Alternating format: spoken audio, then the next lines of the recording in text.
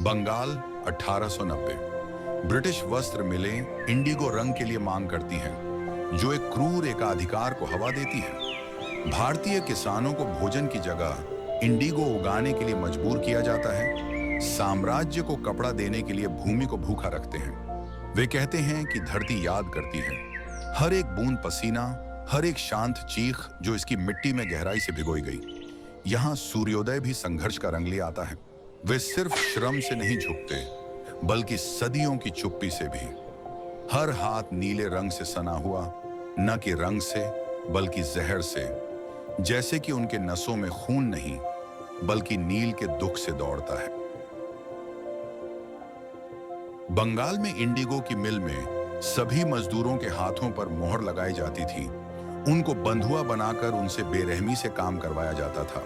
वहां इंडिगो के खेतों में अशोक चुपचाप खड़ा है और दुख से भरा हुआ है। उसकी त्वचा धूप से जली हुई है और होंठ सूख गए हैं। जब मिस्टर हारग्रेव्स नील के पौधों की पंक्तियों के बीच से आक्रामक तरीके से चलते हैं, उनका चेहरा गुस्से से विकृत होता है। वह भयंकर रूप से चिल्लाते हैं कि Work faster, you lazy scoundrels. The queen doesn't wait. अंग्रेज अफसर अशोक की पीठ पर हंटर से मारता है, पर वो गिरता नहीं, संभल जाता है और उसकी तरफ देखता रहता है। अशोक अफसर की तरफ देखता है और मंद टूटी फुसफुसाहट से कहता है, एक दिन चीजें बदल जाएंगी। रात की नीरवता में झोपड़ियों के बाहर टिमटिमाते तेल के दिए एक खामोश कहानी कहते हैं। टिन और मिट्टी की दीवारों के पीछे उम्मीद और थकावट की सांसें सोई हैं। ऊपर तारों से भरा आसमान जैसे इन जिंदगियों का मौन गवाह हो। एक कोने में दीवार से लगा अशोक बैठा है, उसका शरीर थका हुआ और हाथ लहूलुहान, दर्द और थकान से कांपते हुए। उसकी आंखों में अब भी एक बची हुई रोशनी है, जिंदा रहने की। धीरे से वह अपनी कमीज में हाथ डालता है और बाहर निकालता है एक पुराना मोड़ा हुआ कागज, जैसे उसके दिल के सबसे कीमती हिस्से को थामे हो। एक सपना जो अभी मरा नहीं।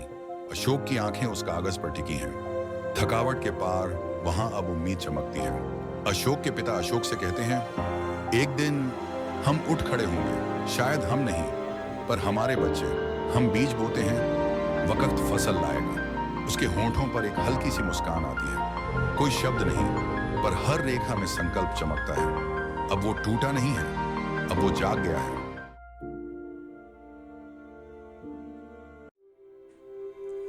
एक 20 साल का लड़का डर के मारे टोकरी गिरा देता है। उसकी आंखों में सवाल नहीं, सिर्फ डर है। और जहर भरी चाल से हारग्रेव्स उसकी ओर बढ़ता है, हाथ में वही क्रूर कोड़ा। पहली बार कोई बीच में आया, पहली बार कोई खड़ा हुआ। अशोक ने धीमे से कहा, बस अब बहुत हो गया। एक मालिक की आवाज जिसे कभी जवाब की आदत नहीं थी। What did you say? ये सिर्फ शब्द नहीं थे, ये विद्रोह की पहली चिंगारी थी।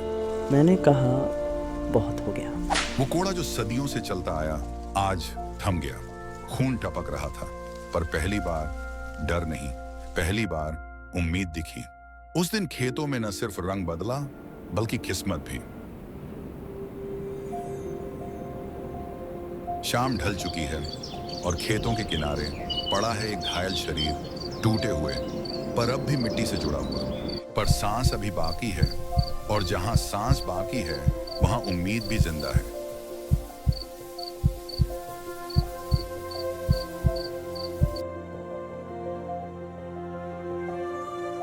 वह प्राचीन बरगद का पेड़ रात की चांदनी में एक सुनहरा सा छाया बन गया था, जैसे इतिहास खुद सांस ले रहा हो। अशोक हर सांस के साथ जमीन से चिपकता जा रहा था, पर उस पेड़ के नीचे जैसे कुछ था, एक आखिरी आसरा। उसने फिर से उस कागज को निकाला। वही पुराना सपना अब लहू से रंग चुका था। कभी तो बदलेगा। पेड़ के नीचे एक शव था, पर हवा में एक संकल्प घूम रहा था, कभी तो कोई उठेगा। साल बीत गए, पर पेड़ वहीं था। अब उसके नीचे खड़ा था एक नया चेहरा, नई पीढ़ी का प्रतिनिधि। अशोक के लिए जो आजादी देख नहीं पाया, पर हमें यकीन दिलाया कि हम देख सकते हैं।